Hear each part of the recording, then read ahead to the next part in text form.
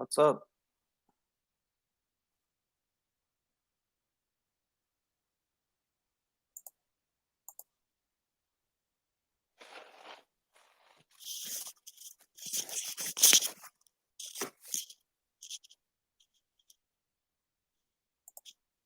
Hello.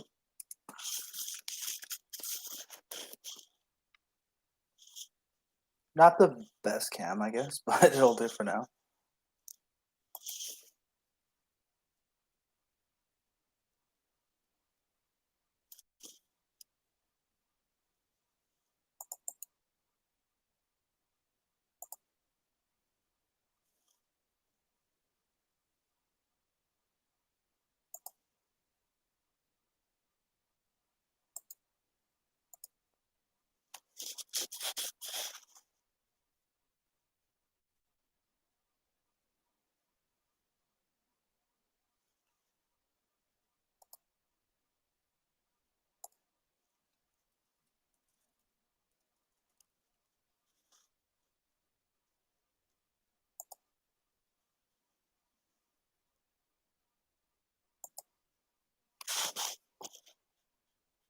Hello. And here is the coolest person that I know.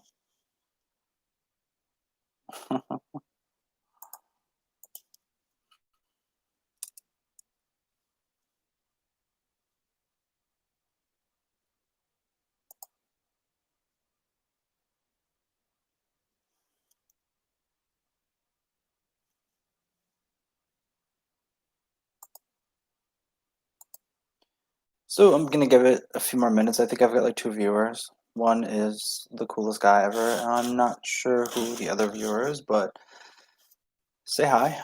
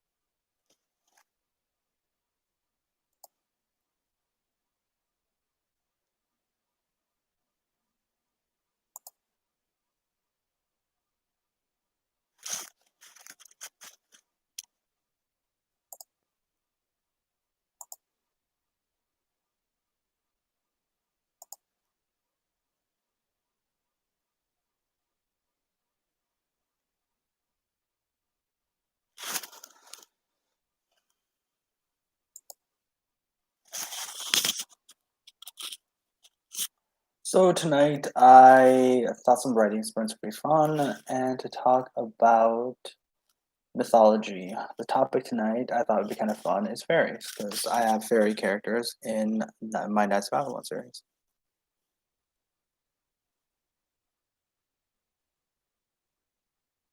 Well, if anything, I suppose this is my first chat, so maybe it's going to be a bit slow, or perhaps a bit of a graveyard. I don't know.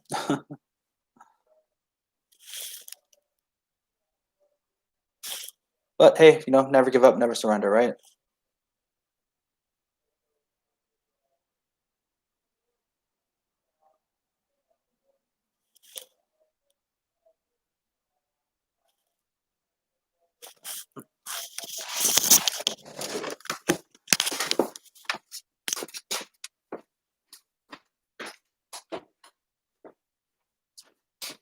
Decided to shut the door, block some of the excess noise. It's kind of distracting.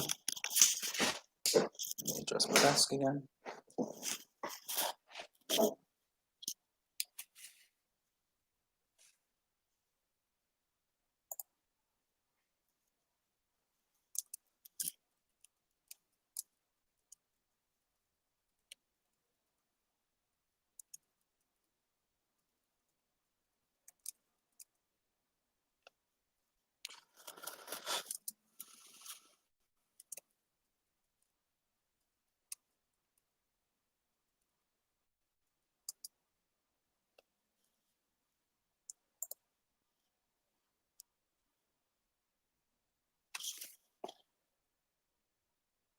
Thank you, I appreciate it. Yeah, I posted the link in a few writing groups and on some like promotion pages on Facebook, but we'll see what happens. Either way, if this chat doesn't work out, I can always still post the video on YouTube and just try again next week. It's okay.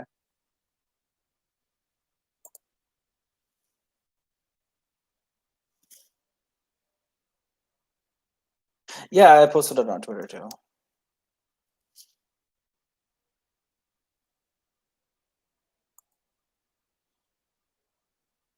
But I think once I can get these like chats going and stuff, I think it'll be a lot of fun.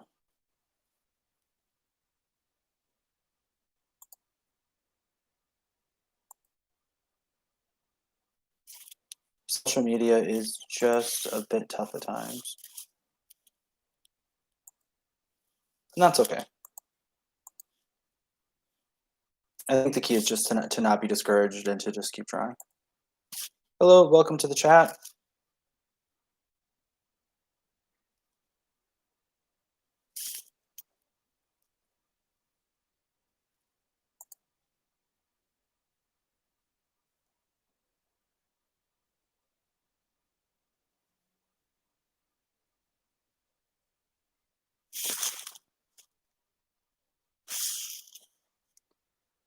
So today I was editing a pretty cool chapter of my second book. It was pretty intense, and some of the dialogue or whatever, it was pretty personal. So that was kind of cool to dive into that scene and to give it a little bit more texture and like I guess like dimension because it was like just a first draft work. So I guess one of my favorite parts of editing is just to give things a bit more depth because when you edit something kind of like the first time around, you're telling yourself the story and it just, it's kind of like lumpy clay. So when you can kind of mold scenes into something a bit more um, meaningful, I think that's cool and it's fun. Hello, welcome to the chat. Tonight we are going to writing smarts, I hope, and talk about mythology. I love fairies. I wrote them or a race of them into my fantasy novel, so I'm definitely a fan. They're some of my favorite characters to write. Actually, I think they're pretty cool.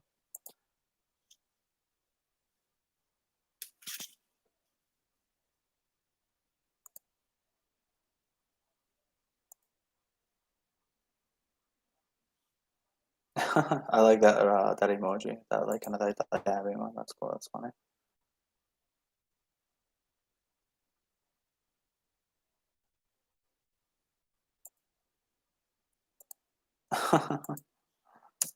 Emoji war. So I brought my books into the office because I thought they'd be fun to share. So here is the anime version of Knights of Avalon. I think like the lighting in here is like really bright and it's kind of bad, but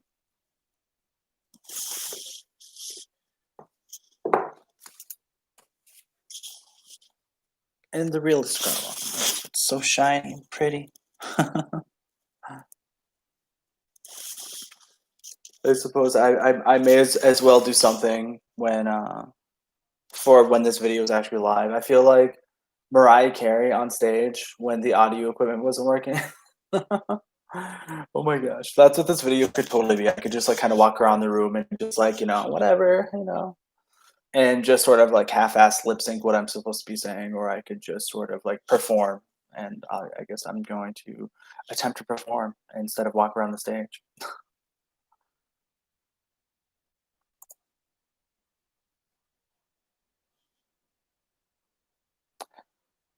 I'll probably give it about like a half hour if I can't get anybody to show.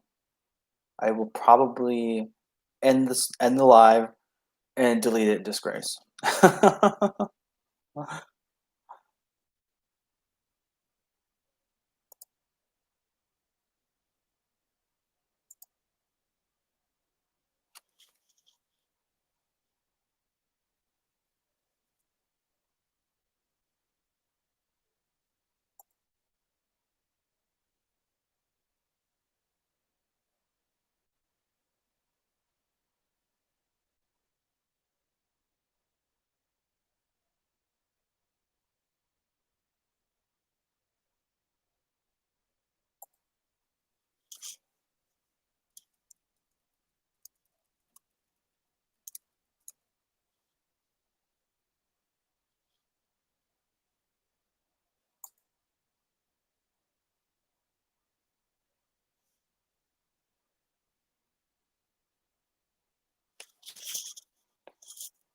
Alrighty, well, I guess I shall ramble then because I have been requested to talk about my book. So, Knights of Avalon is a dark fantasy uh, anime inspired story. I wrote the initial version about 4 years ago, and it was released as a book called Cursed Blood. I have a video here on my YouTube talking about my experience with the Vanity Press, which was a nightmare. But it follows the story of Jasper Kane, and that's this dude, or his anime counterpart. There you go. And I love that. Just looking at kind of like the different art styles, it's cool.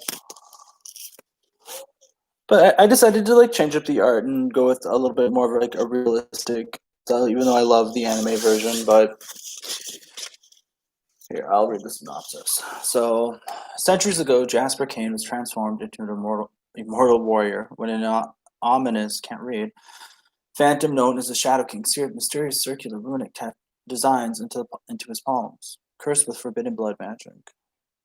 Demonic armies invade the earth and rampage through the streets of Tokyo, led by Vincent Angelo, an unhidden stranger, bearing not bearing the same cursed ink. Not only the same cursed ink. Wow, I am bombing tonight. Bombing. Not only the same cursed ink, but also answers to a dark prophecy hidden within the shadows of his fractured mind. Jasper, together with chosen knights Hanako and Tenchi, must fight and risk everything to awaken the children of the gods, sworn to protect the heart of magic, Avalon.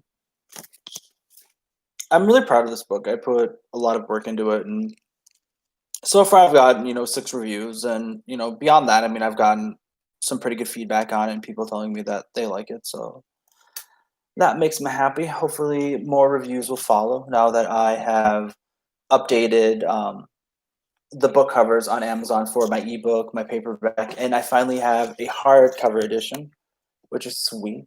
Due to some trouble with formatting, that took a little extra or a little while longer, but I love this. It turned out so nice. So pretty. There's my picture, me and my Pokemon cap. And then I added like a little character biography for like Jasper. It's cool. I like it. So Jasper Kane's life was forever changed when the Black Death struck London, England in 1348. So he's an old guy. The night he transformed into an immortal warrior remains a mystery, except for the one name he cannot forget, the Shadow King. Jasper wields twin mystical katana blades constructed of deadly razor-sharp blood. The tainted weapons grant him the gift of eternal life and heal his injuries by consuming the life essence of his fallen enemies. Um, I definitely, like I said, I'm definitely proud of the book, and I love, uh, kind of like what it turned out to be. Because when it was Cursed Blood, a lot of people thought it was a vampire book, and it just, it just kind of wasn't ready. So when I got to a place of joining a writing group and getting really good constructive feedback and actually hiring a competent professional editor, the book was taken definitely to like the next level, and it really makes me happy, and it makes me proud to think that people are checking it out and enjoying it, and I'm really excited because I have so many ideas for the Knights of Avalon universe, and I am currently waiting on beta feedback for a novella that I wrote that's going to add to the universe. It's going to be a prequel following Jasper and 2 characters that are mentioned in memory in the first book. So I don't want to give any spoilers, but the prequel novellas will probably be a trilogy, and I'm also working on the sequel with 2 side stories planned, and then the 3rd book, which will come after those side stories. And the sequel, I'd say it's probably like 95% done. Like I figured at one point like 98, but I want to add a little bit more to it because toward the end of the book or like the climax, there's going to be a lot of action, and I thought of a scene that I want to add that is going to be awesome. Anyone have any questions?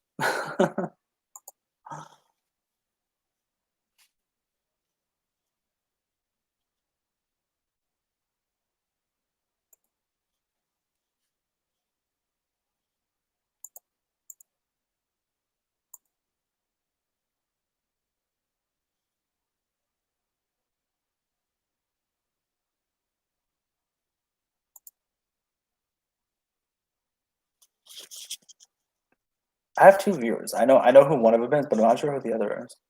I kind of wish I kind of wish that they would actually like the website would show who's watching. You know? Oh, that's a good question. Well, the prequel takes place in like the early 1900s. I think I wrote it. It's like 1910, and then the uh the first book takes place in just like present time, like 2020 or so. Just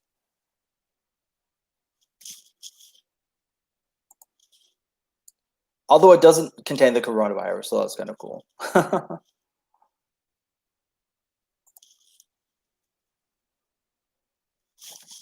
Because I did write it 4 years ago, but then I published it in the beginning of 2020. So I'd figured just the timeline is 2020.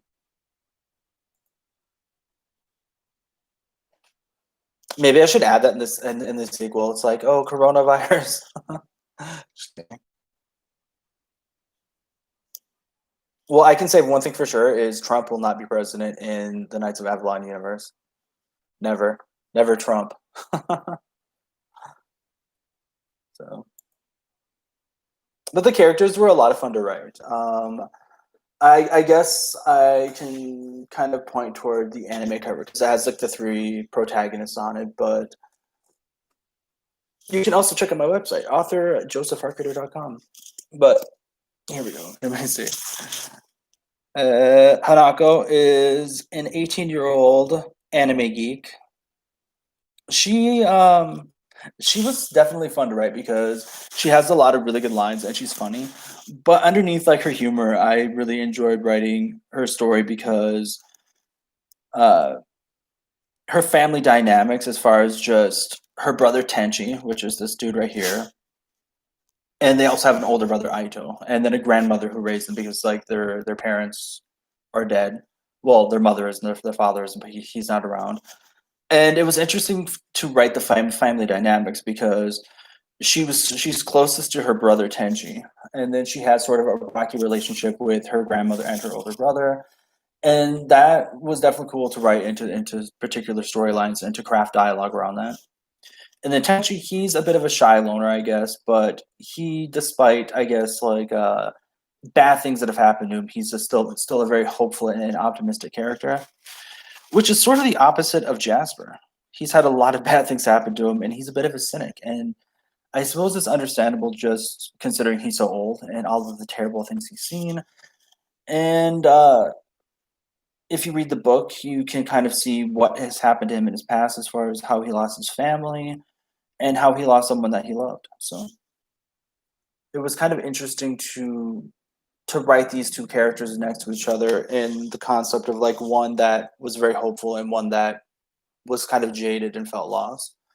Because within Jasper's character arc, I had to take him from like being sort of hopeless to kind of finding that spark of hope again and trying to realize that there was hope for him and there was redemption and there was a reason to sort of to go on and to figure out what happened to him and why, and that he was worth I guess Tenchi made him realize that he was like worth knowing, which was kind of a fun story to write, and I guess like a cool character to write.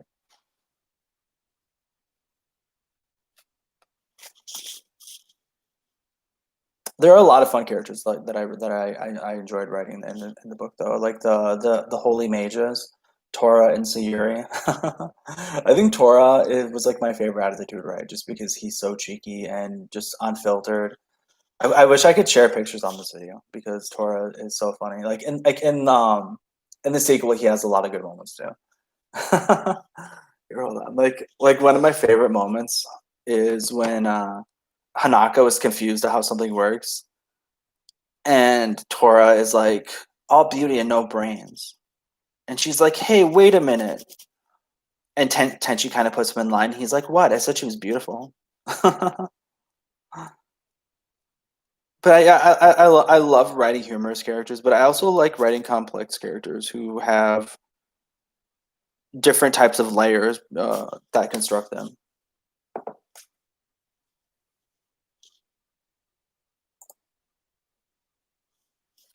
Hello, how's it going? Welcome to the chat.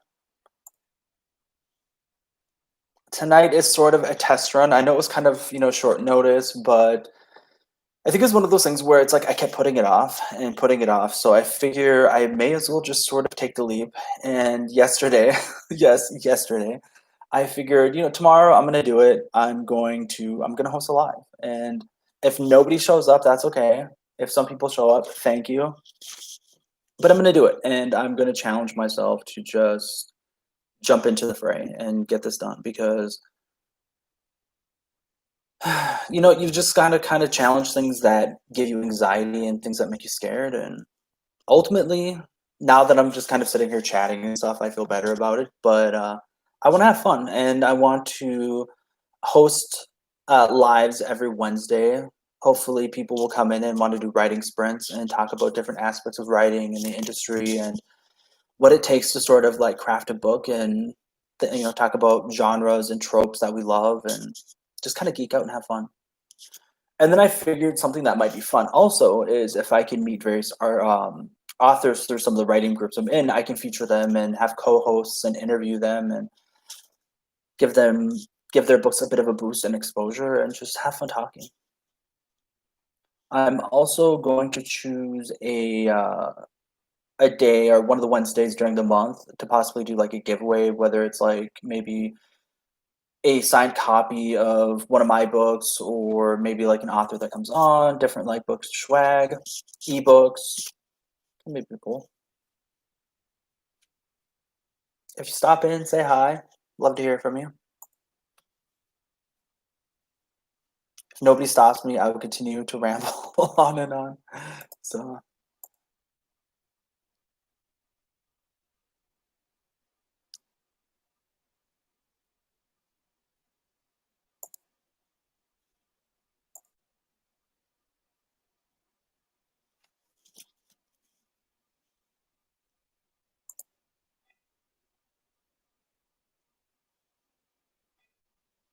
well, for my writing sprint, I don't know if writing sprints are going to happen tonight, but my plan for my writing sprint is to work on my the sequel to Curse of the Shadow King because I'm like I have like I said about not like 95% of written. I'm at like chapter like 51 of 54 to read through and edit because it's a little bit older work, so it still contains a lot of my bad writing habits. So I'm trying to kind of clean that up. And then when I wrote the first book, I jumped into outlining and writing everything for the second book. And then later on, when I went to go improve the first book and kind of rewrite things and strengthen the storyline, some of the stuff needed to be updated for the second book.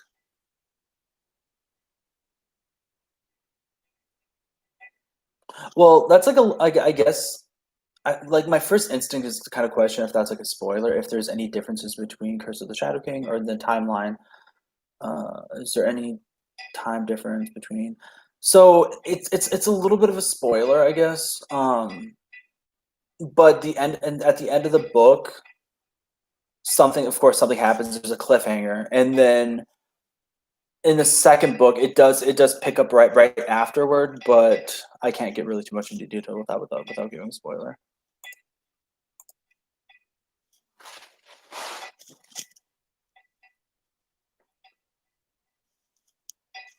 But yes, there's very little rest for my heroes and very little rest for the wicked, my bad guys.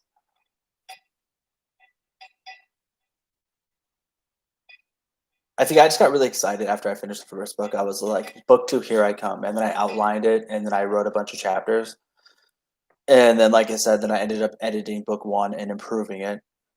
And the mythology is Arthurian. So, it's like King Arthur, Merlin, Knights of the Round Table. Like, yeah, like I really appreciate people who review the book. It means a lot to me.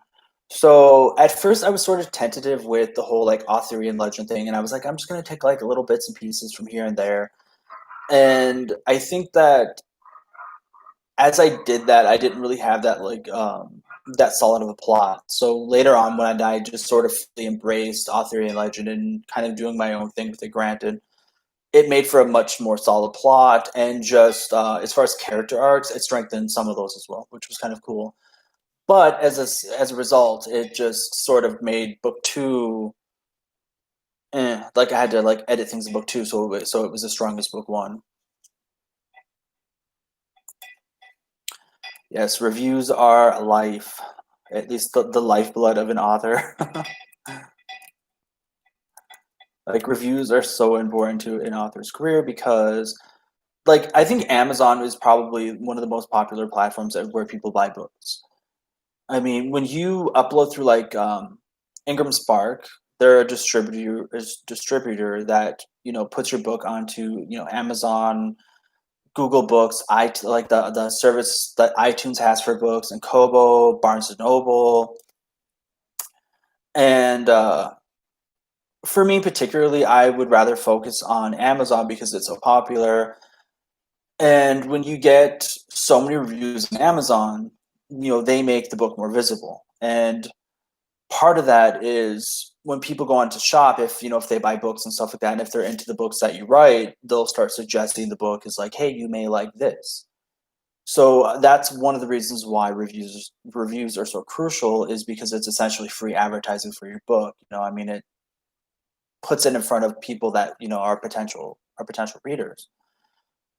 Without reviews, there isn't a whole lot of visibility unless you are just kind of shopping the link around to different places. But it's just a lot of writing communities are sort of strict with that.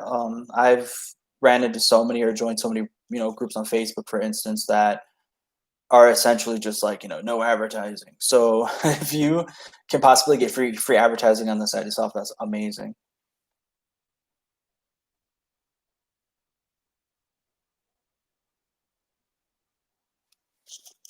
So this is my thinking man pose. I don't know. So I see three. Well, aside from Senor Chin, I see two other people here. What's up? Talk to me. What's going on? I appreciate you logging into the chat and checking it out.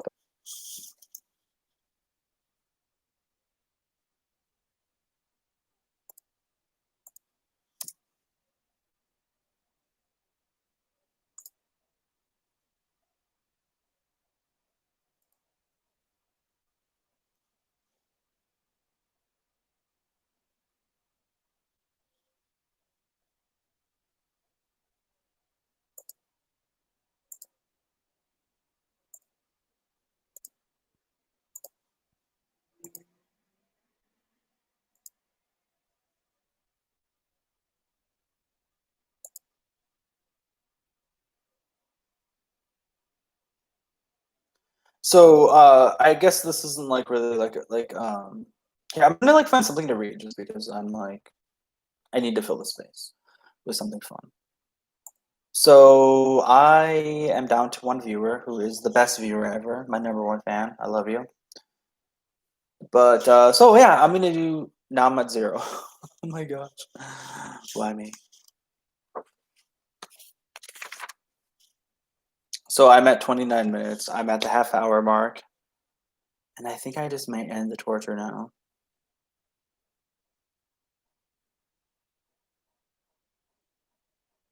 I tried, and I'll try again. But sometimes things are just in the moment not meant to be. But I'm gonna give this a little bit longer.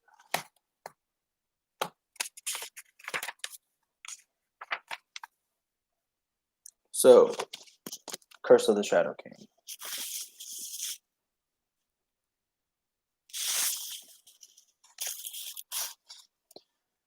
The city of London burned and crumbled. The charred remnants scattered into grains of sand across the vanishing night sky. Crimson orbs sparked to life, filled with malice. Black slit pupils materialized within the irises, aglow with intense flames.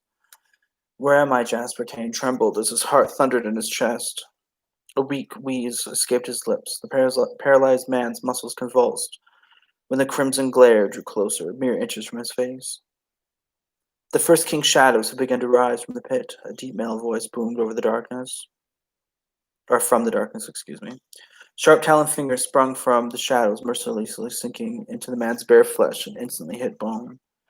You have been chosen to. You've been chosen by chaos to bleed. No, this hell can't be real. Jasper's fearful eyes welled with tears. Memories of the ones he held dearly, vividly flashed through his mind. Jasper's mind, dead. His body involuntarily quivered. Please no, he gasped. Searing pain enveloped his body while dancing shadows enjoyed his torment. Sounds like hell, doesn't it? Oh my gosh. Like, I like the intro. It's like crazy to think how different the intro is now than it used to be. Hello, welcome to the chat. But when it was Cursed Blood, the beginning of the book was so different. It's kind of crazy to sit here and like read like the beginning of the first page because I think I made a pretty rookie mistake when I wrote Cursed Blood and I was just like info dump. But here it's just sort of expressed through this like kind of this like storytelling and it's cool. I like it.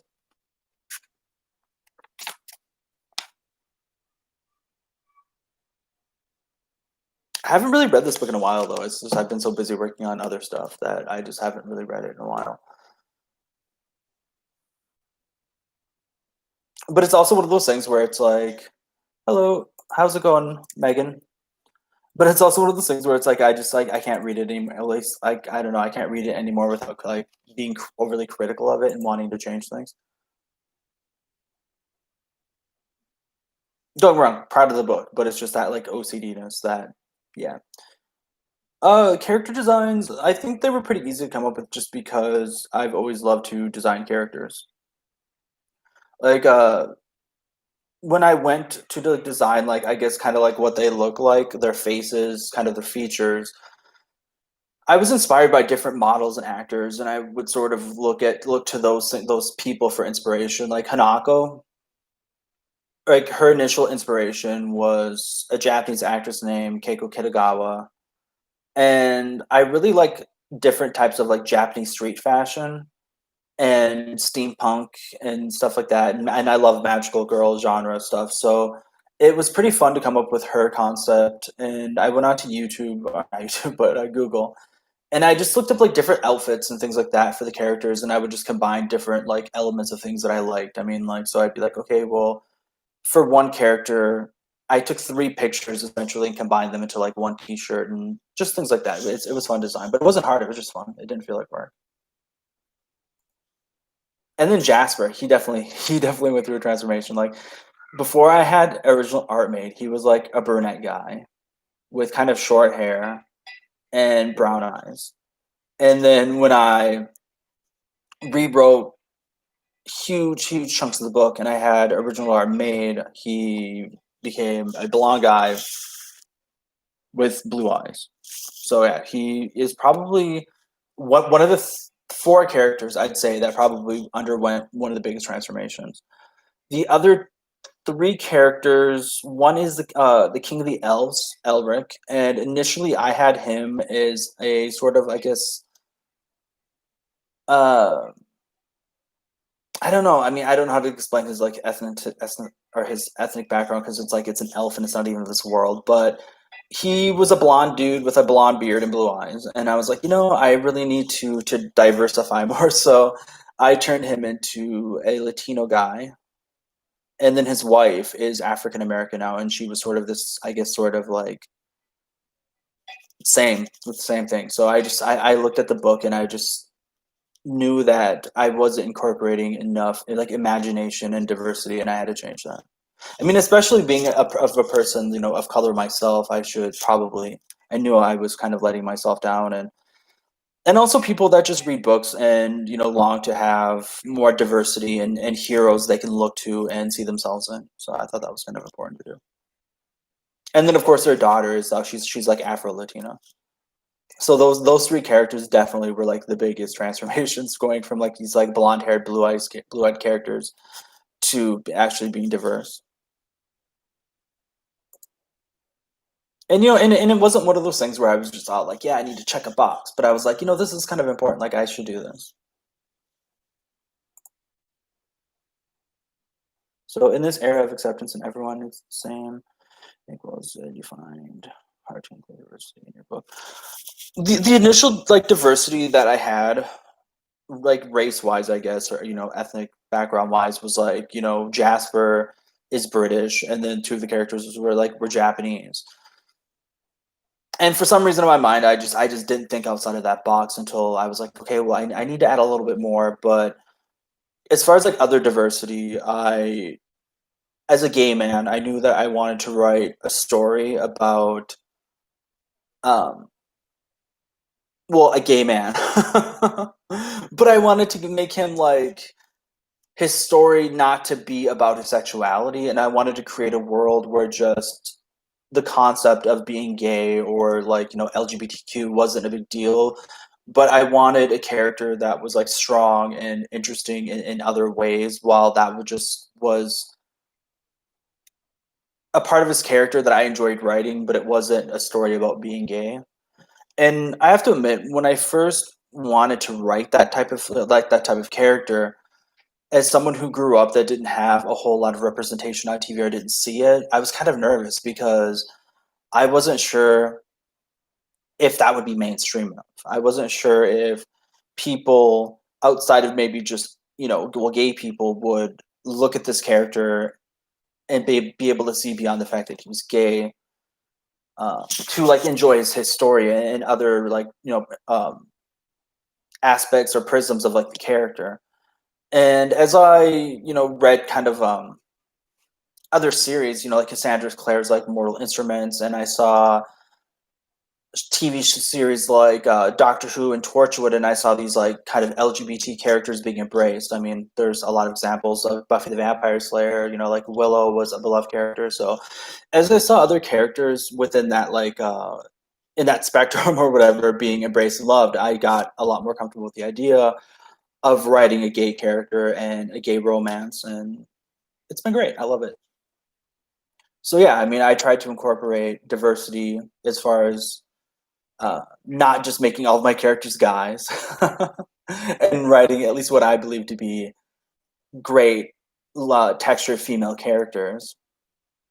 I've got different minorities as far as just different cultures and LGBT.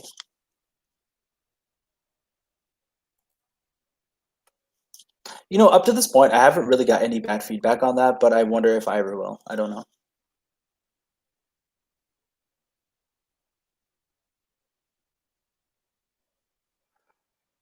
I think growing up there wasn't, as far as like representation in fantasy stuff, and usually when I did see representation in as far as characters being LGBTQ, it wasn't like 100%. Like when you'd watch. Okay, so for me, I used to watch a show called Melrose Place, and it was a crazy, campy type nighttime soap opera, and whenever you'd see like there was a gay character, a gay male character, and on occasion he would have a love interest, but it's like you never really saw them fully invest in his love interest the way they did straight people. It was usually just like drama, or like he would meet someone who's cheating on their wife, or you'd see other representation within like the media, but it's like they're either creepy, they're in the closet, or they have HIV. There wasn't a whole lot of representation as far as characters that were gay and they had other like attributes about their story, or other things that like made them interesting, and they just happened to be gay. So growing up, I didn't see a whole lot of it, but I think it's great now. There's a whole lot of representation in pop culture and media as far as like trans characters, gay characters.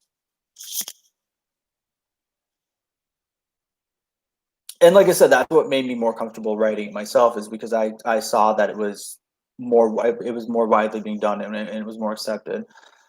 I think that as far as like what's mainstream, and I could be wrong, but I'm not sure if I've seen a whole lot of like just like main characters, like characters that aren't side characters, but main characters that are actually gay. And I could be wrong on that. I don't know, but I haven't seen a whole lot of it.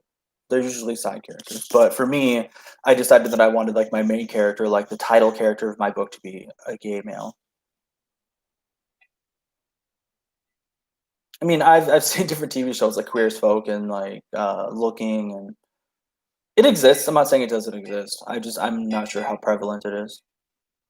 Especially in fantasy, I don't know. Have you guys like read any books or seen anything like fantasy wise where there were main characters that were gay, whether it's lesbian or a gay man?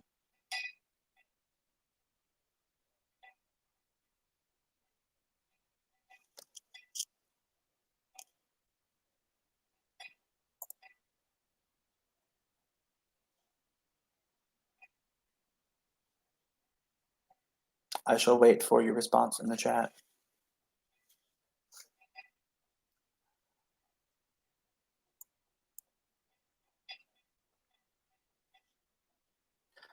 Okay, so in the meantime, while I wait for you guys to talk, I'll talk more. So Jasper was definitely like an interesting character, right? Because he was born in like the 1300s, and he is gay, and like I said,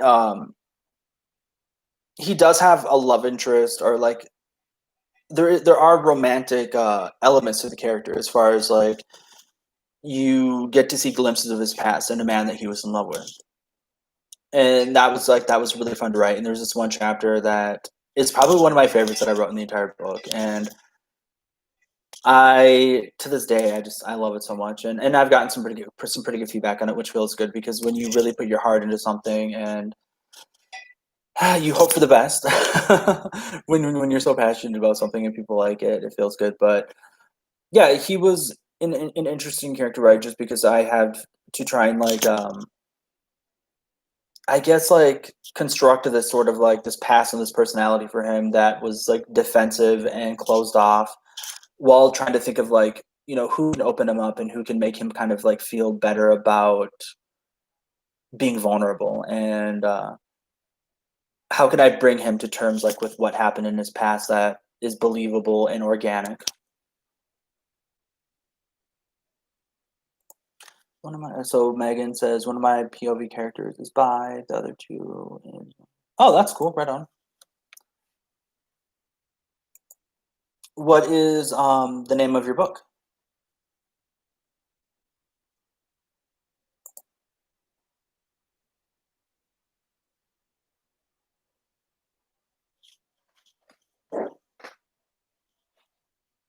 Or your work in progress? Sorry. What's the name of your work in progress? Is it like fantasy, sci-fi? I've been going off about my book. I would love to hear about your book or what you're doing.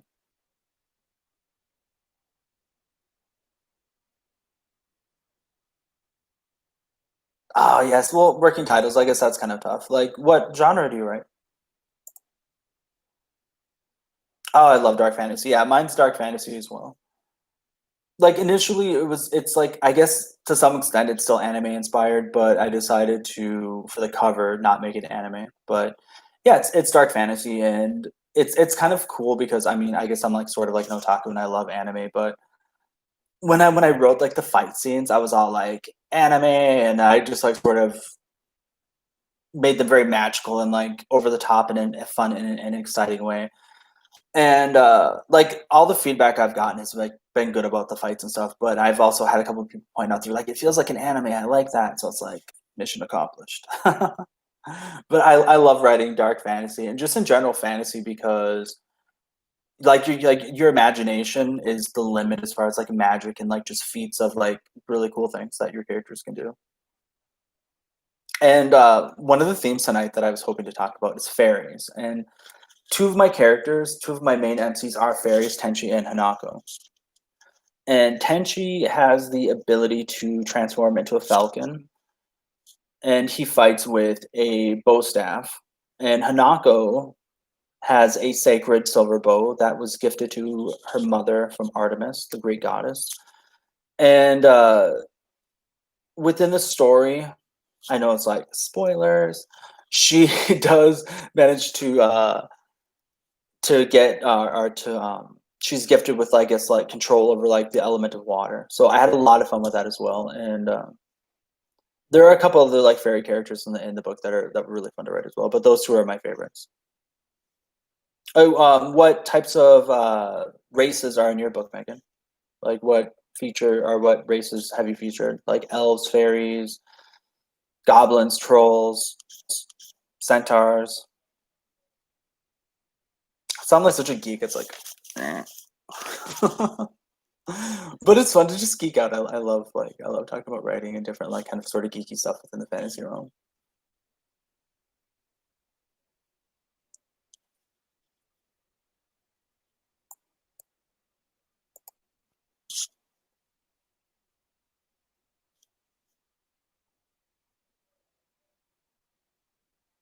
One of the things I decided to do for my book was two of oh, one second. Two of like the races that I featured were elves and fairies, and I sort of have like this like sort of like muddled past between them, and that really plays out within the Knights of Avalon universe. So Megan said elves, fairies, nymphs, harpies, and mermaids. Like those are cool. I like that.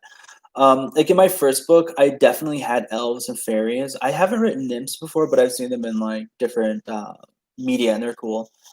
And then in my second book, I included like harpies, which were really cool to write. Mermaids. I don't know if I've written mermaids. I don't think I have, but that's really cool. And something I like about that though is it's like as writers, I feel like we all sort of like have like it's like I guess kind of a toolbox, tropes and different things like that. But it's like we all sort of do our own things with them, and it's really neat to see what other people do with like those concepts.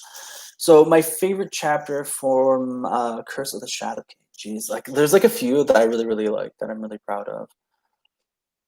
Um, it's like it's my baby. How can I choose? Like just those like I don't know. It's hard. It's hard. I would say if I had to choose. It's like a brain teaser because it's so tough. There's like certain chapters that really stand out to me as like something I'm proud of. Um, let's see here. I know I should probably just like have all this memorized, but uh, I know like chapter 50 is like one of my favorites, and it's called Vision of Love or A Vision of Love because I'm a Mariah Carey fan. So I was like, I need to name one of these chapters from one of her songs that like matches like the chapter. I'm just a dork like that. um, 41 is another one of my favorites. That's called The Prince and the Pegasus. That's another one of my favorite chapters. And that is, I guess, like for Hanako, she has a love interest in the book, and he is the prince of a fairy kingdom called Incendium. His name is Aigo Katal, and his like he prefers to be called Aigo because he hates the name Aigo Katal, which just means like it means Phoenix Master. And in that chapter, I feel like I had like a lot of like cute moments of like bonding those characters and them opening up to each other, and it was cool. I liked it a lot. And then there's another character in another chapter that's called Surrender, and it's where he sort of like surrenders himself to the dark forces of the book, and it's really sad and it's heartbreaking because his will has been broken, and he gives up, he surrenders. So it's this chapter that I put a lot of really cool detail into and a lot of heart and emotion, and I really like that. So I guess those are sort of like if I were to juggle certain like, concepts that I really like, those are some of my favorites.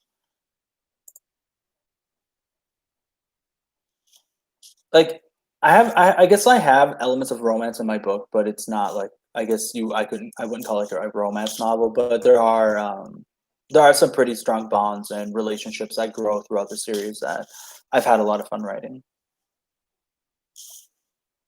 Megan, do you have a lot of romance in your book, or are you work in progress, or a little bit of romance? Like, how do you sort of go into or approach the aspect of romance within your writing?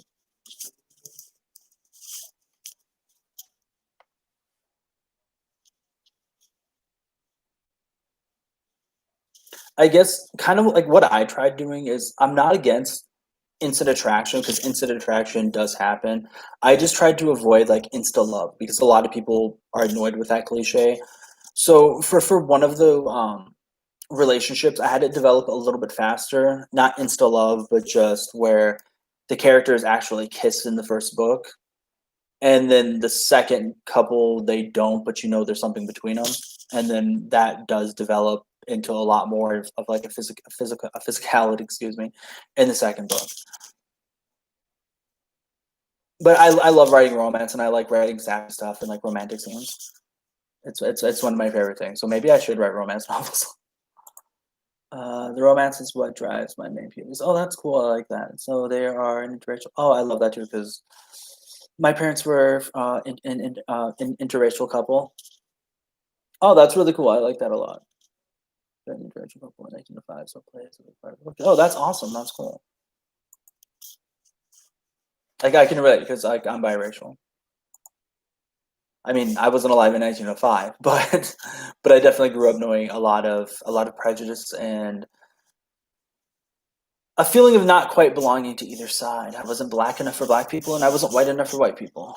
So it's tough. But definitely in those times, like 1905, and even up to like the 1970s, it was really tough for people that were in interracial relationships, and it was really tough for their children that kind of grew up, sort of feeling racially ambiguous. I mean, that's how I grew up, at least. But yeah, that sounds kind of cool. I would definitely read that. That sounds like a cool story. Or interesting, I should say. Not cool, but interesting because it sounds sad, but it sounds interesting too.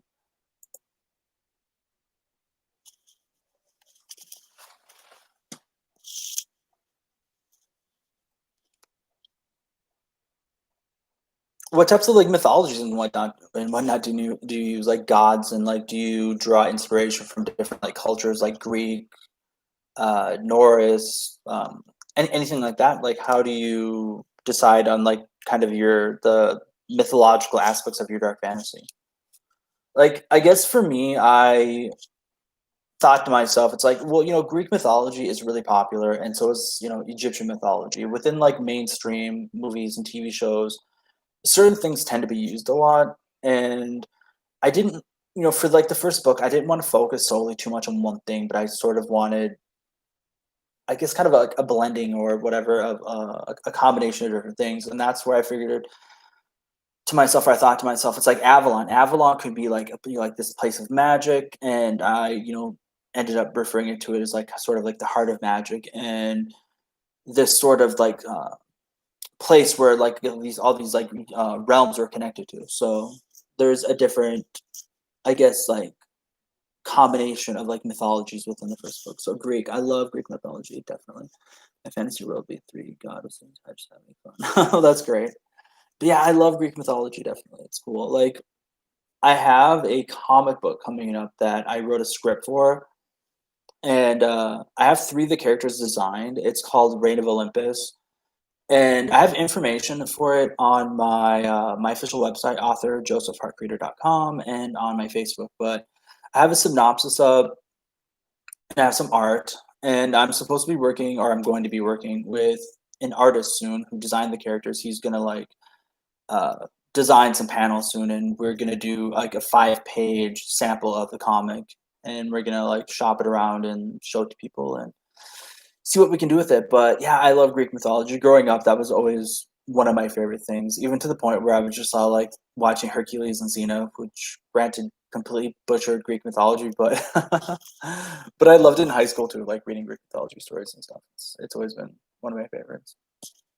But as far as Knights of Avalon goes, or Curse of the Shadow King, I kind of wanted it to be a universe where like all of that stuff existed, and you see things like demons from Japanese mythology, and you'll see a character who has a bow that belonged to Artemis, and there's just different types of mythology within the universe, and it was sort of fun to kind of dip my toe into different pools and just kind of explore. In the second book, there's Norse mythology, and within the prequel novella, there's Egyptian mythology. It's pretty fun to sort of play with all those different types of tools and kind of see what you can do with them, kind of blend it.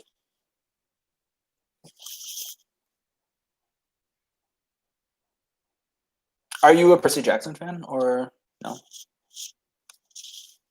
I think I read up to House of Hades.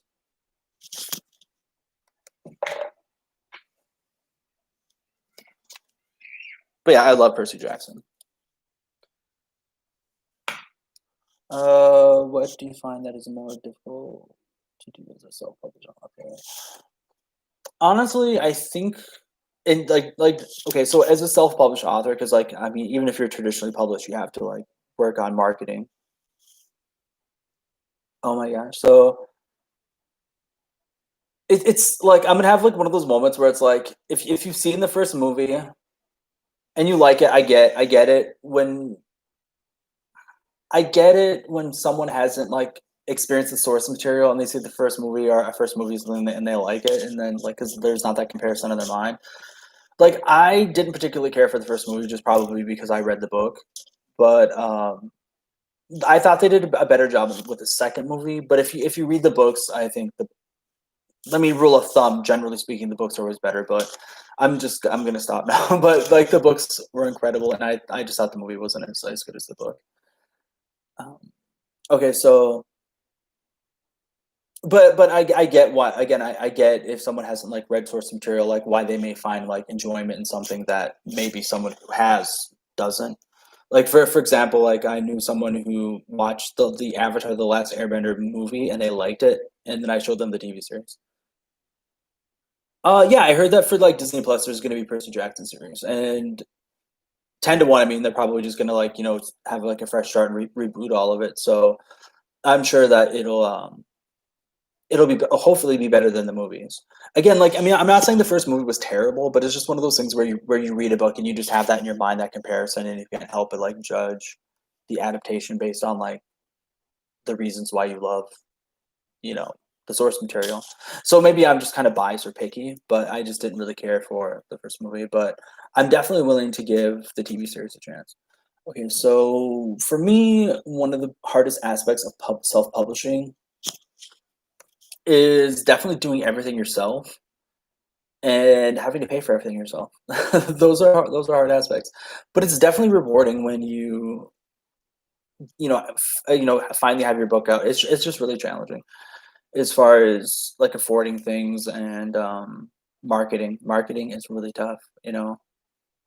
So I'm just gonna say, as far as just publishing a book, marketing is probably the toughest aspect for me because I feel like in today's digital age,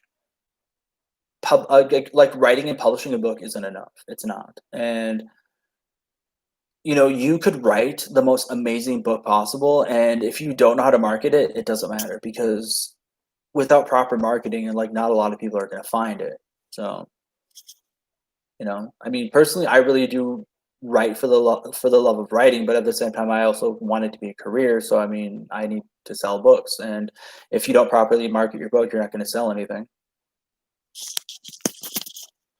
And and also, I mean, it's a big market, especially now that self-publishing is so easily accessible to a lot of people, whether you pay for professional editing or professional formatting or a cover. It's easy enough for people to upload a book onto line online through like, KDP Select, Amazon, or Income Spark, or Once Upon a Time CreateSpace. But it's a pretty big market, and there's a lot of people within this industry. So I mean, it's definitely a challenge to find ways to actually stand out in uh, a substantial or a way of that people are going to like what you do. And I also feel within that people expect you to sort of put yourself out there like I am now. I'm hosting lives and I'm gonna start doing videos again. But people, I think in today's cultural environment, they want a persona to kind of connect with, and I don't have a problem with it. I love talking about my books, and I love talking about writing and meeting people, and just sitting back and having a laugh and having a good time. But it's a lot of work. It's a full-time job. It really is. So there's a lot of times where I'm sitting and I'm writing, Monday through Friday, sometimes Saturday and Sunday, and I'm trying to get as much work done on my book as possible. And then when I finally do sit down to like work on something that's like marketing related, or I'm spending an hour and a half with Photoshop, or X, whatever I need to do, and I just in the back of my mind I feel guilty because I'm like, I'm not writing, but it's like, oh crap, like the marketing part of the job is important too. So yes, marketing is It's tough. It's really tough. And just trying to find a voice that resonates with people is kind of tough as well because there's a lot of competition and just people. I know. I guess a lot of the times it's just hard to find a voice that resonates and that people connect with. It's tough.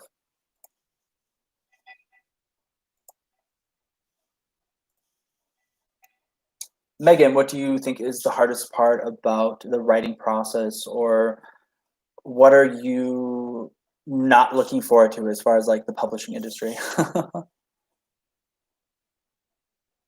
Yeah, I agree. Like, I feel like being your own boss is definitely great. Um, it's awesome. I mean, like the jobs I've had in my life, I've been my own boss, whether it was being a massage therapist or selling like Mary Kay cosmetic stuff. Right now, my boyfriend and I, we run a business where we sell like jarritos, like these drinks that are awesome. Being an author, I mean, being your own boss is incredible. It's great. I love it. And just the fact that, I can, just the fact that, I have the ability or the privilege to sit down Monday through Friday and write books and do what I love and what I'm passionate about. Like, I never take that for granted. It's a gift. It definitely. So I'm definitely not complaining there, and I definitely agree. I'm super introverted too, and I also have social anxiety. So it's not always easy for me to put myself out there for people. And a lot of the times I'll sit and like I'll overthink things. So that's not really good either. But most of the times I just try and push through the anxiety and I try and push through like just what I'm going through to let myself know it's like, I'm sort of building this in my head and it's going to be okay. Yeah, it's definitely a challenge for sure though. But I mean, it's just one of those things where if it's possible to work through things, like, just know that if you're doing something that you love, it's worth fighting for it. And but yeah, again, it's like introvert, social anxiety. It's tough. I mean, even before I started this chat, I was having like massive anxiety. It sucked, but I sat down and I listened to some music and I relaxed and I just thought to myself, hey, you're building this up in your head, and it was okay. And now that I'm sitting here talking, I'm comfortable and I'm good, and it's cool.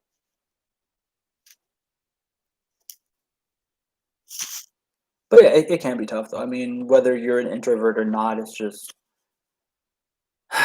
standing at the edge of a digital void, screaming into a like just a vacuum of indifference is kind of tough too. I feel like a lot of the times, like one of the toughest parts about this job is the fact that you work really hard on something and you pour your heart and your soul into it, your creativity, and then people are just like, eh. you know, and it's not personal. I mean, never take it personal, but it's kind of tough. It's like growing up, I was bullied a lot, and I I grew up pretty thick skinned for that. Like people online, if they talk crap to me now, I just kind of laugh in their face. But I feel like for this job, another sort of like thick skin you have to grow is to people's indifference and just feeling like people don't care, but at the same time, you have to acknowledge it's like it's not personal. Yeah, I hope that you do push yourself. Like the book that you said that you're working on sounds really interesting. So I wish you luck with that, and definitely check out my social media and add me if you ever want to network. If you ever want to share any of your writing with me, that would be great. But again, a lot of competition and it's tough, but there are ways to try and make your stuff stand out and to find your voice and to connect with people. And I think one thing I've learned is that within this career, within this industry, it takes a village. Like you have to sort of like find places where you feel supported and connect with people who are just as passionate about what you're doing as you are. And again, just kind of networking with other writers and reading each other's books and doing exchange, critique partners and beta reading, and hopefully exchanging reviews and just connecting with people, reaching out, and not trying to do every single aspect of everything on your own because that's impossible. That's definitely all this I've learned the hard way.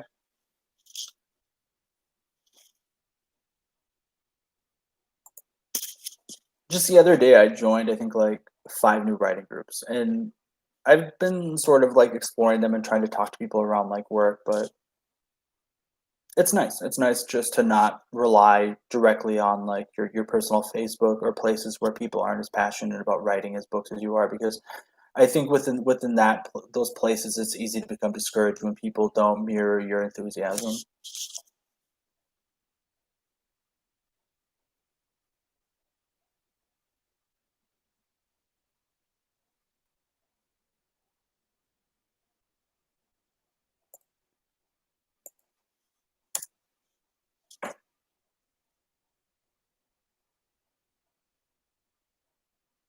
I think one of the toughest things to do is definitely build a platform, and like that's part of marketing. But I think if you sort of find your voice and what works for you, I think it starts to get a little bit easier. I mean, like for me, like right now, I'm like doing this live, and then next Wednesday I'll do another one, and so on. But right, yeah, no doubt. I mean, I have a really supportive partner too. He's great, and he read my book, and he's done a lot of stuff for me that's been really helpful. I mean, he taught me how to use Photoshop, and he helped me create or like learn how to create like book covers, and he made me a cool logo. Here we go. Let's see here. Yeah, like that Knights of Avalon logo and stuff. He made it. He's really good with Photoshop, and he has like a business for like customized invitations, and he does like business cards, and he's really talented with that stuff. But for sure, I mean, there's aspects of like being a writer that only other writers are going to understand. But it's definitely a blessing and something really cool to have, a partner that supports you. I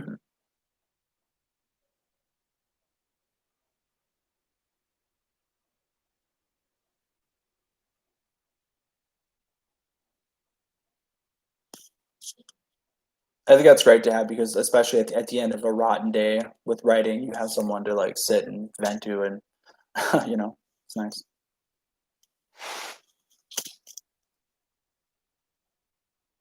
I think as far as social media goes, like one thing that I sort of learned was like Facebook wasn't for me. I mean, I still like update my Facebook stuff sometimes, but depending on what you write, it's like you sort of have to find different places where your actual like your fans are going to be. And Facebook wasn't for me, but I got more of a welcoming, like kind of a better reception on like Instagram. And I was gonna try TikTok, but I guess that's dying now. So that's great. I'm glad. Like I think everybody needs that like number one fan.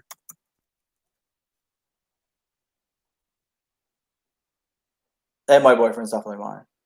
So I'm glad that you have yours too.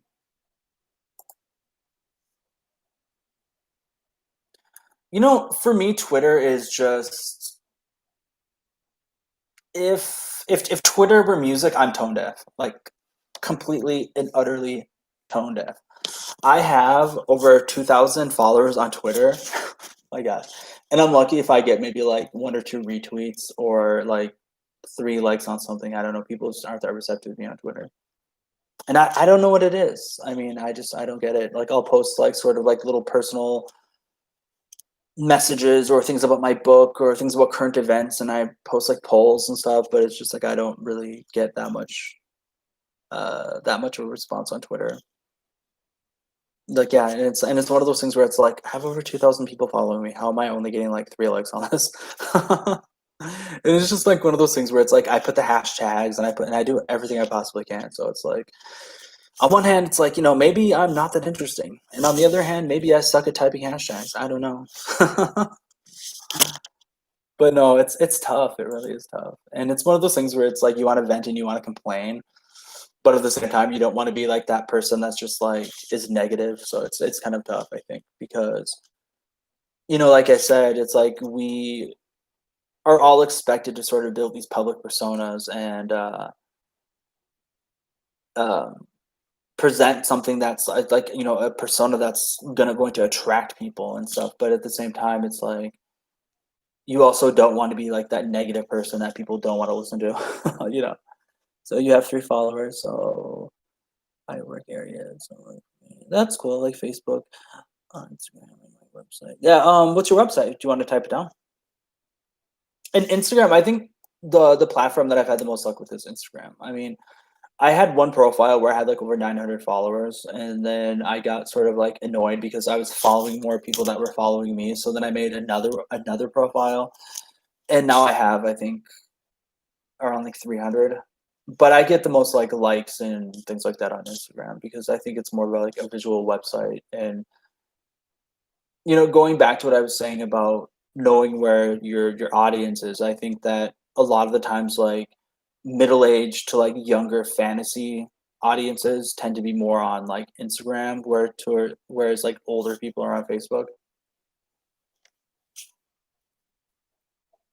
So I think that's like kind of one thing you have to learn about marketing, not only like who you're marketing your book towards, but like where they are. Well, that's my website. We should trade websites. And on my website, you can find character biographies, a lot of original art. I have a press kit that has my blurb. It has a sample of my book, a book trailer.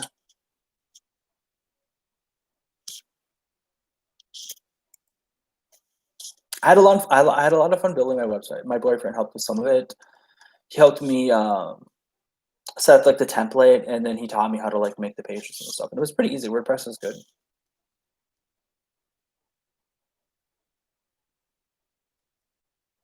I have a mailing list, but I've been really terrible with it. I think I may have like written like one newsletter, but it took me a while to figure out how to put the code into my website from Mailchimp. So I think I got like a little bit of a late start with the whole mailing list thing, and I think I do have some people on the mailing list, but I haven't really anything from it because I haven't had much to say. But I probably should like construct something soon and then just hold myself accountable to like like releasing like a newsletter like once a month, even if it's something stupid. What host do you use for your website?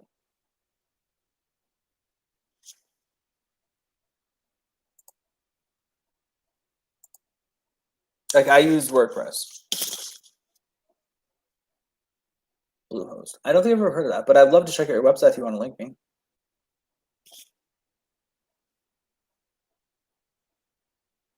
I don't think so. Like I've never heard of Bluehost before. I don't think that's WordPress. I mean, I could be wrong, but I don't know. I've just only ever heard it called like WordPress.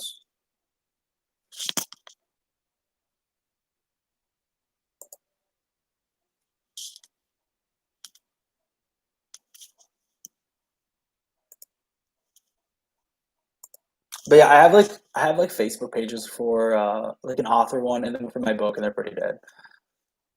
So I don't know if it's something I'm doing or I don't know, but I don't tend to get much interaction on it.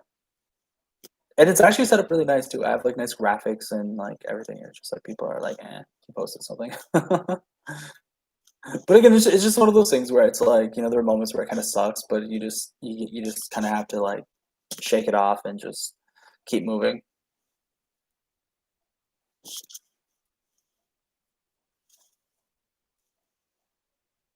Oh, okay, cool. Yeah, right on that. Yeah, WordPress is good. It's easy to use. Like a lot of the times, like when you're constructing a new page, it's like writing an email. It's super easy.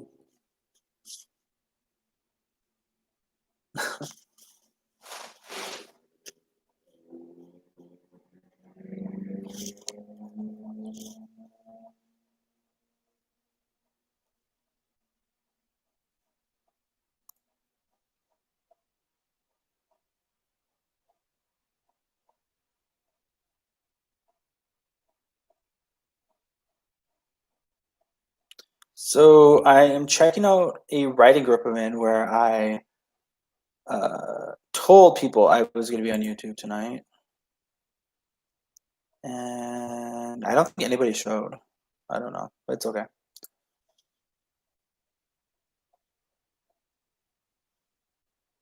I guess I'm not one of the cool kids.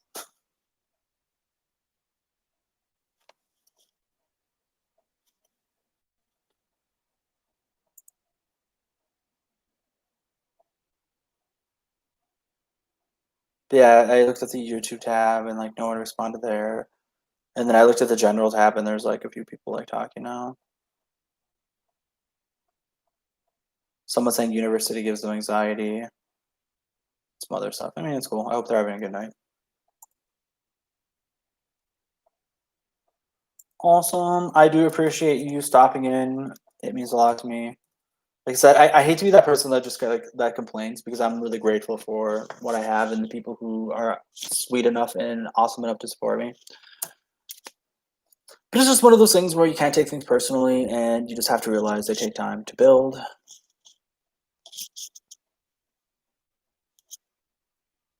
It would be great though, just to kind of be like an Insta celebrity, right? Just log onto like Amazon tomorrow, and I've got like 50, like 500 new like reviews, and it'd be nice, really nice. But no, alas, no. It's super hard. It's really, really, really tough to master. And I do have a lot of respect for people who are able to sort of like find their voice and hold themselves accountable for like being consistent with quality content. And I did record some videos, but they didn't really do very well. So I don't know as far as like YouTube goes. So I'm gonna have to sort of reevaluate what I want to do and where I want to go with my channel. Not so hard. Like when I make a post, and the easiest thing is just to hit like. The friends, family don't, but you just gotta step back and not get hurt. But yeah, no, I agree. It's totally like that. I agree. I agree with that. Like there was like like one point where I mainly posted stuff on my just like my personal Facebook, and I used to get disappointed a lot when people sort of like didn't pay attention. But yeah, you know, you kind of have to you kind of have to take a step back and not take things personally, and realize that a lot of the people that you're hoping are going to pay attention to you probably aren't into what you're doing anyway. So it's cool. And then, and then you just have people within writing groups that you hope are into what you do, but they're just sort of off in their own worlds, whatever. I don't know. I don't mean that as a bad thing, but we've all got stuff going on, and it's not personal.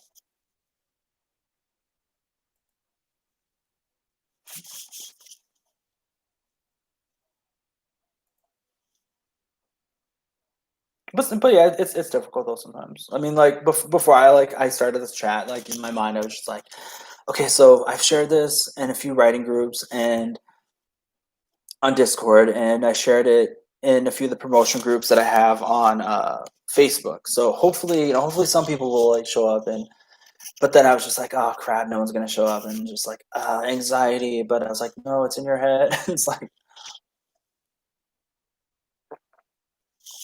I find that I get more likes and comments where friends and family aren't. No, true, for sure, definitely. Like I was saying, it's like I do have people in my family, friends that have been supportive, and that's cool, and I really do appreciate them. But I think you're going to get a lot more support in an environment where people are there for the same reason that you are, and they're passionate about what you should find a writing group, or you should try to find an writing group, or you should try to find an environment where people love what you love, because not all of your friends or family are going to be into books or writing and things like that. So, I mean, naturally, not all of them are going to be like click like or whatever. But yeah, I mean, it's easy to become discouraged, but you just have to find people that love what you love. And I guess that's what I'm trying to do now. I'm trying to find writing groups, and I'm trying to find people that want to network and read each other's books. And one of my goals for this chat is to actually have somebody do it with me. That would be so fun. Like, I actually have somebody do it with me. That would be so fun. Like, I've seen somebody in Cyborg Central, Sam, where she does like a live chat every Monday, and she'll have somebody come on with her, and they talk and they have fun. And I want that too. I want to have fun with people. I want to talk about like different aspects of the industry and geek out over sci-fi and fantasy things. And I want it to be something fun. I want people to be able to sit back and have a drink and have a laugh. That would be cool.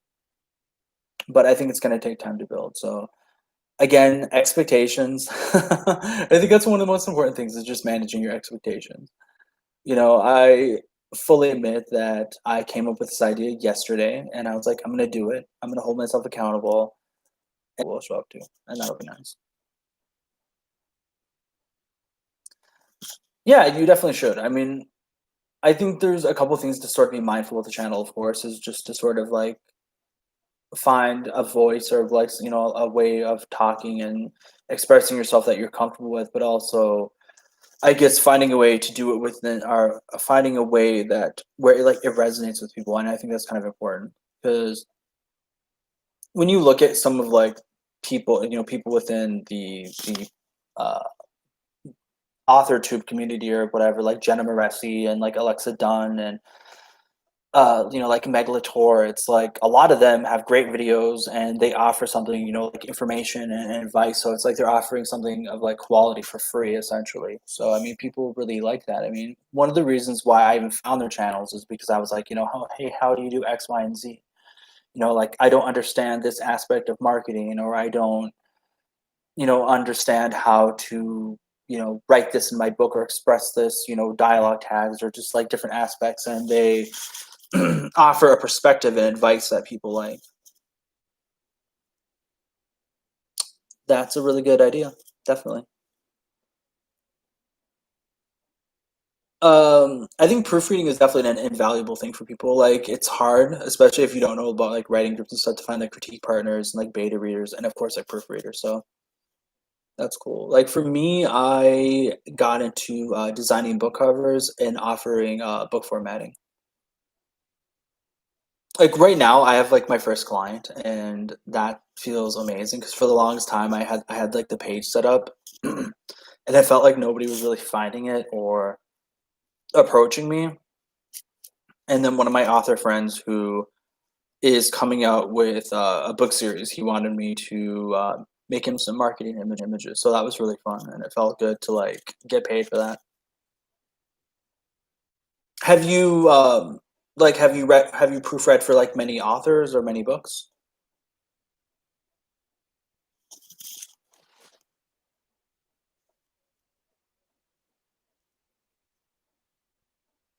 I think kind of finding a niche is hard too, as far as like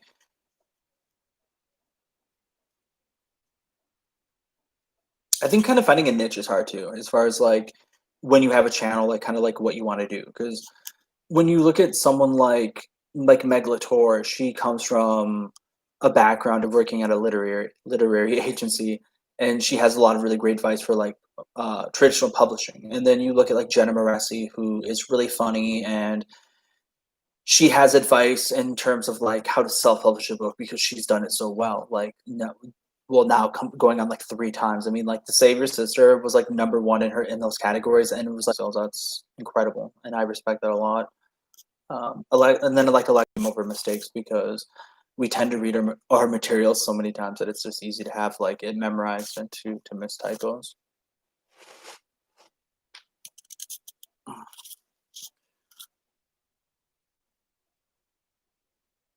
But I think for my channel, like I kind of had a few ideas of what I want to do. Like, I want to incorporate this like live chat thing and have someone come on and kind of like gab and have fun and just to do writing sprints and then have different topics each week or whatever. Whether it's like, different things within sci-fi, fantasy, publishing industry, just, whatever. But then I also want to do like book reviews, even though that's kind of tough because even though that's I always like feel bad about the prospect of saying something bad about someone else's book, but hey, if you're gonna review things, you just kind of have to be honest and constructive.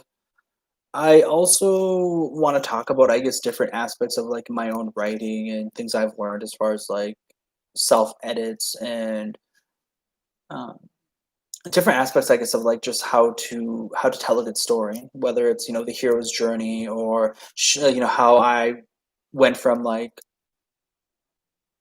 how I improved in show versus tell. Um, but there's a lot of aspects of like of writing that I feel that you need to master to tell a really good story. I mean, even if you write fantasy and you have battles, I mean, there's different techniques and things you should know of like how to write like good fight scenes. And one thing that I used to do is write really like long, drawn out, detailed sentences, and apparently that's not good. So now, like I'll have details and I'll make things vivid, but at the same time, I also tend to have like shorter sentences that give a sense of urgency. So I mean, there's just different aspects of writing and the craft that I would love to talk about and have conversations started within my videos.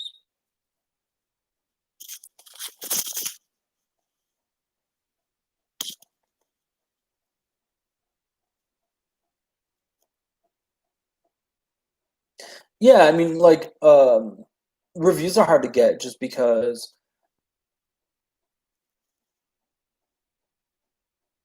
well, yeah, that is hard. That would be hard to, like, not like someone's book and, like, to tell them that you don't like it or to find constructive ways of saying what you don't like.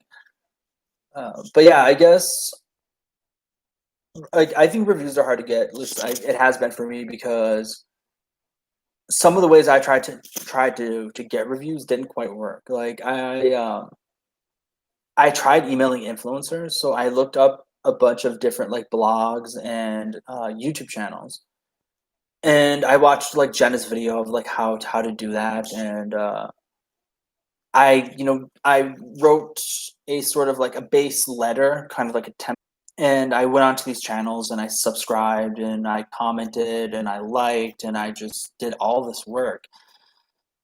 And then in the beginning of the letter, like for each person, I individualized, and I was like, I really like this about your channel, and da da da da. And I just wrote like dozens of emails, dozens. Two people replied to, and then they never followed through. So that was really tough, and it was really discouraging. So it's like sometimes even if it feels like even if you feel like you're doing everything right, it's not like guaranteed that you're gonna get anything out of your effort from like your efforts, which kind of sucks sometimes. As far as like review exchanges, there was like one person that I bought their book, and we agreed to do a review exchange, and I bought her book and I read it, and then she said like this past April she was gonna review my book and never did. So it's like, oh, she kept saying to me, "Oh, I like it. It's really good." And I waited like a few months at one point, and I was like, "Hey, have you had time, to read my book? I really appreciate." I have to restart the book. It was like, oh my gosh. So I was like, "Okay, cool, whatever." And I haven't heard from her since, so it's like, whatever. So yeah, I mean, I think within this community there are great people, and I've met some really nice people. So I'm not just like talking shit or whatever, but also I feel like, as I said, it takes a village, and I feel like within a community, especially people who are in a similar place, I think it's like really smart for us to like uplift each other and to help each other out and to network, and I think that's a cool thing. And as much as I really want my book to do well, I really want to help other people to do well, too, because it's but I feel like there are some people who just like are so wrapped up in themselves that they don't get that concept of like. But yeah, I guess like to your point, that would be hard to tell somebody that you didn't like their first book. I mean, I think that you have to have a thick skin and like realize, of course, like it's art subjective, and not everyone's gonna like your book, and that's cool. But it would be kind of tough to have somebody tell you that to your face, especially if you're friends. That would be kind of tough. Have you ever read a book that you really really hated and you gave a bad review to?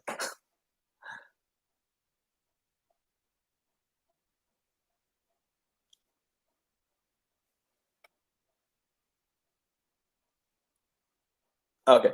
Well, like I recorded a couple reviews, but as far as just like, if you bought something on Amazon, you review a product. Like for me, I like doing that just because, as I said, like a 3-star or a 2-star review. I mean, preferably people love 4 to 5 authors. It really helps them when you review their.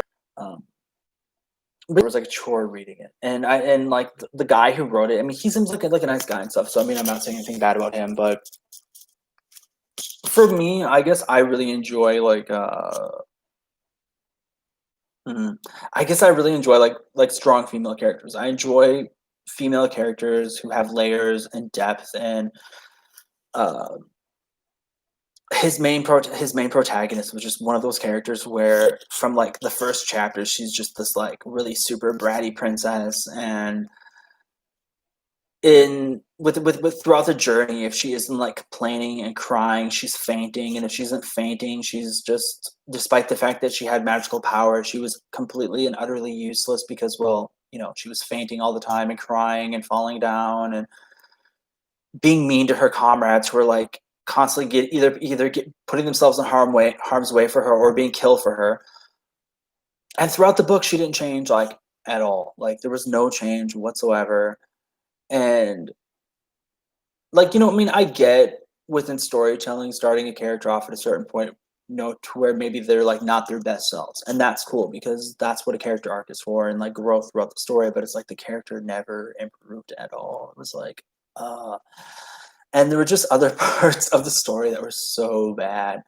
Um, there's this one character who was like it was the princess's like tiger, like her friend or whatever. I think it was supposed to be like sort of a Princess Jasmine thing, but and it turned out where he was like an elf in disguise, and she was like, "I hate you. You lied to me my whole life," and she just like was really mean to him for the entire book until suddenly she's checking him out in his wet T-shirt, and then before I knew it, they were like sort of like rage making out. I don't know. It was just an incredibly bizarre book and like just irritating, and I don't know. So that's probably a book that I probably gave like the lowest review to. I don't know, but I probably should have DNF'd it, but I didn't because I was just trying to get through it so I could be like, oh, I'm going to write a review for my channel.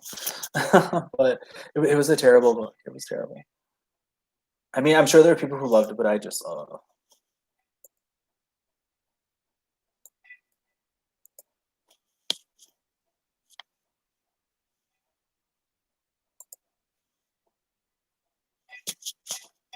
but I've read some really good, really good books too that I enjoyed, and then I gave amazing reviews to because they were amazing, and the authors, like some of the authors, I'd like met them online, or I'd like email them, or be in their Discord, and I just really wanted to help them out because they're nice people and they put a lot of heart and imagination into their stories and their characters, and I enjoy them a lot.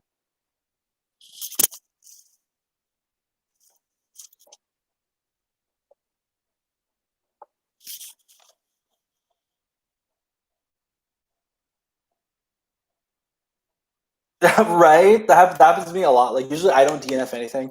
Like there's so many times where I just like stuck out terrible books because I'm like, it's gonna get better. It's gonna get terrible. I mean, it's gonna get better. And then I'm like halfway through the book, I'm like, it's not getting better. Books because I'm like, it's gonna get better. It's gonna get terrible. I mean, it's gonna get better. And then I'm like halfway through the book, I'm like, it's not getting better. But I'm like, okay, so I made it this far. I'm gonna finish the book because I'm gonna give this person too many hours have been wasted on terrible books. And life is too short to read terrible books, but it is what it is. There's a book I think I found it, the next 5 days. So download it, or here I'll try and find the name of it. And it's not a terrible book. It's like it's okay. I guess it's a paranormal romance with like witchcraft. It's by Christine Pope, and it's called hold on, Hidden Gifts: The Witches of, like, I'm all trying to like read the book and I like the title, Canyon Road. And essentially it's just like this about this girl who is a witch or whatever, and she's promised or betrothed to this like other like or this guy that's from like a different coven that like her parents owed like this like favor to, or this debt to. So she ends up being betrothed to him, and they've never met, and I think she's like 19 in the book. So she travels from like San Jose, Mexico, or something like that, to like a different part of um the area, and again they've like never met. And uh of course it's like one of those things where he's mean to her because he doesn't want to be married, and he's like just this kind of like rude piece of shit. And within like 3 chapters, of course, they're I was just reading because I got it for free, not particularly because it was great, just but it was there. It was chilling on my phone. So, but it's also just one of those books where it's like not a lot happens. I don't know. Maybe I'm just like more like high fantasy, where like the way I write, there's like a lot of magic and like special effects and sparkles and magic and stuff like that. I don't know, and I just tend to read books like, I don't know, that don't tend to write the way that I write. I don't know. Not to say everyone shouldn't have their own style, but I just like books that have high action and a lot of magic in it. Like that book doesn't have that. I think that's one of the reasons why I like the Saber's Champion a lot of magic in it. Like that book doesn't have that. I think that's one of the reasons why I like the Saber's Champion a lot, and Saber's Sister, because Mortal Instruments, because there's like high action and like really cool stuff in those. Yeah, right on. I definitely enjoy a good plot, but I definitely like a good character arc too. So you definitely lean toward books that are that are plot driven versus character driven. That's why I don't really like many novels. Like, what are some of your favorite novels? Like, I'm really super bad with like.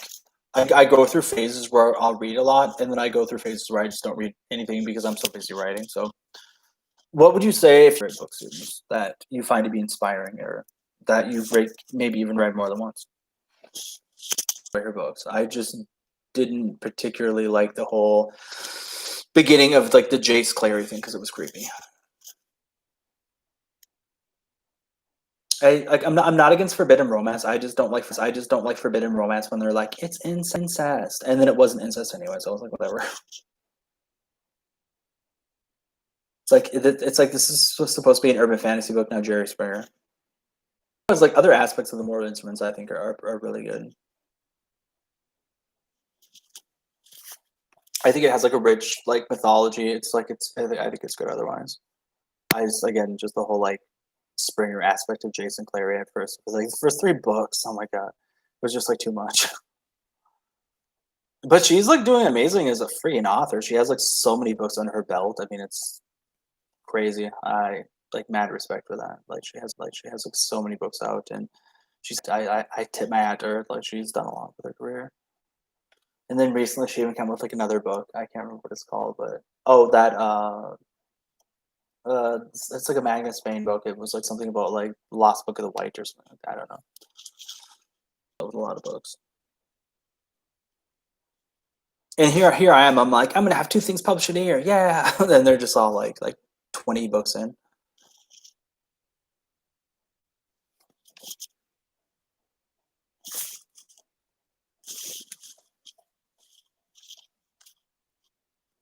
Not that I'm comparing myself to someone, especially who has like traditional publishing and tons of resources, but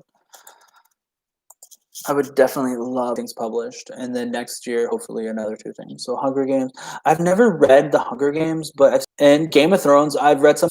I think like 4 of them. Like I can't remember all the titles, but I watched the TV series and I was like, okay, so I'm going to finish the show and then I'm going to read the books. Finish the show and then I'm going to read the books. And then I hated the last season.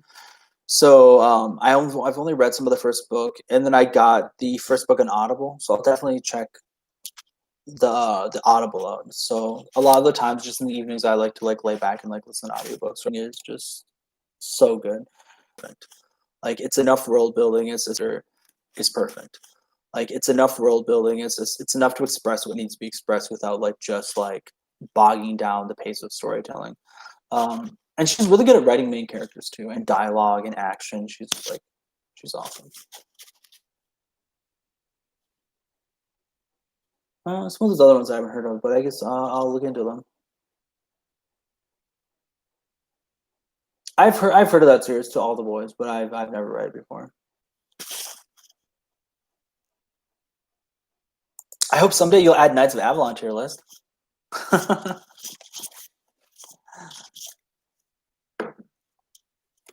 Subliminal advertising.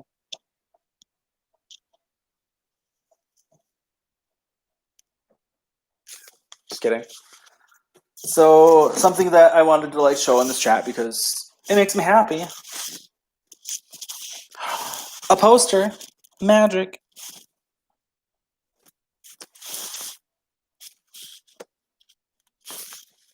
So yeah, I like recently ordered like 10 of those posters, and I'm gonna probably give some of them away once I get a little bit more of like an active of a chat and people sort of, I don't know. I guess once I get a little bit. Oh, that sucks. Like, I think character art is one of the best aspects of just the process of like publishing a book, and I know not everyone gets character art, so I mean it's not like the most important part, but I think it's a fun part because growing up I loved drawing, but I was never really good at drawing. I mean I could like sketch and I could sort of draw anime characters, but I've commissioned from like maybe like 3 artists before, and it's always cool seeing someone who's really talented bring your characters to life on a medium where you're just like, I'm good at writing, but I'm not good at drawing or painting. So it's cool to to see that that product and that just that sort of visual representation of something that you dream to life. It's cool. I mean, I'm sorry that you're the artist that you hired with that sucks. Like, what type of art did you have for your characters? Was it kind of, like, realistic? Was it more cartoonish? Like I said, I commissioned 3 artists, like, one was, like, a chibi artist, so it was, like, Japanese animation, like chibi, and then I commissioned,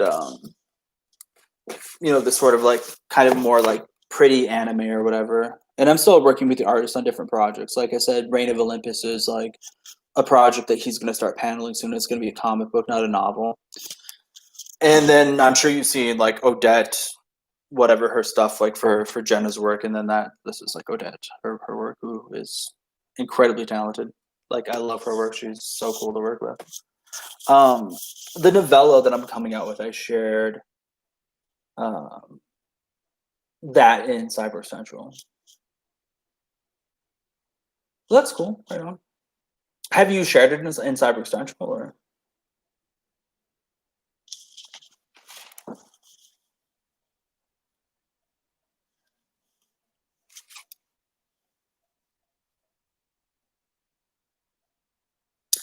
Odette is amazing. If you have the funding or whatever, you should definitely hire Odette. Odette, you like send her like notes and like materials and stuff, and then she's really cool about being flexible. I understand, I guess.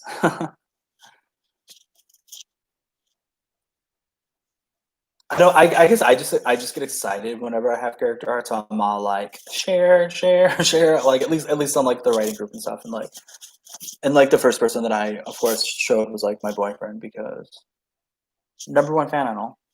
But yeah. So. But I always geek out whenever I have like I know I'm getting character art. It's like one of the most exciting like times of the publishing process because it's just there's no pressure on you and it's just fun. So it's just like it's probably my favorite outside of like actually holding like your published book. But as far as like the process of all like the stressful things about publishing a book, just when you get that piece of character art, it's so cool. But yes, it's kind of cool. Just kind of hold these babies. You'll get there though. That's cool.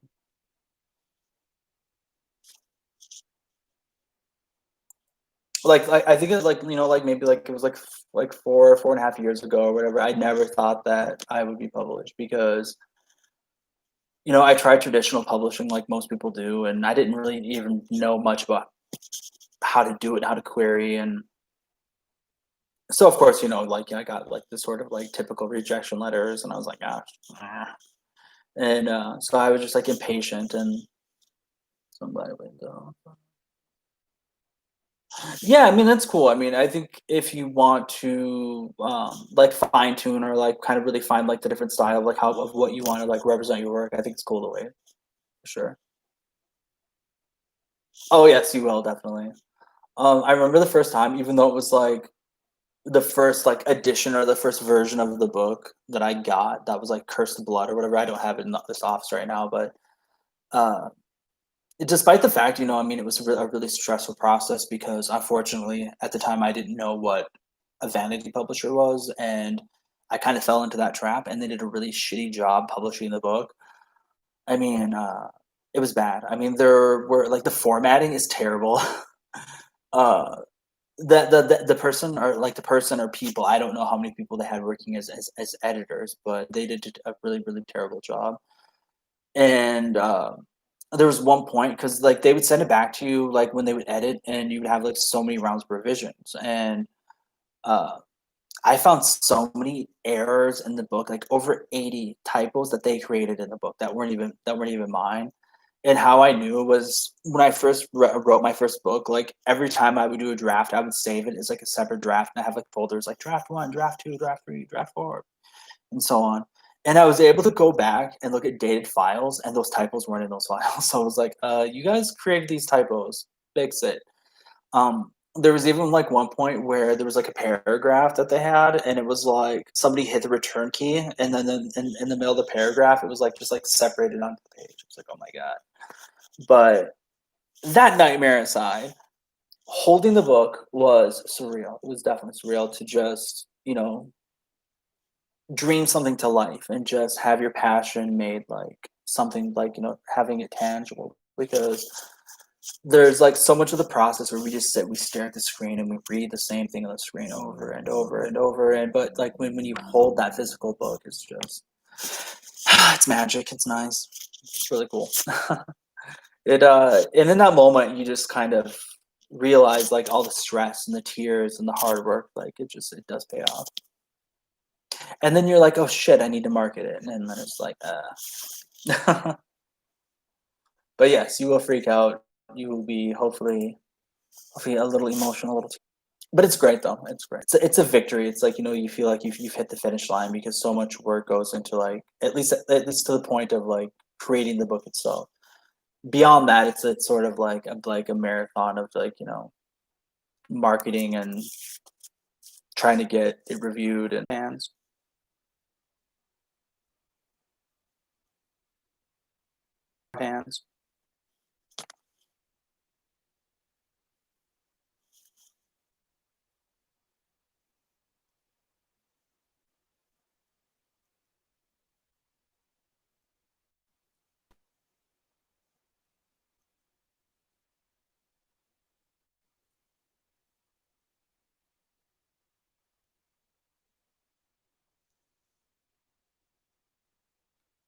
So there weren't any writing sprints. I got to talk about writing. Got to talk about my books. Got to learn something about Megan's writing. So we had some fun conversation here.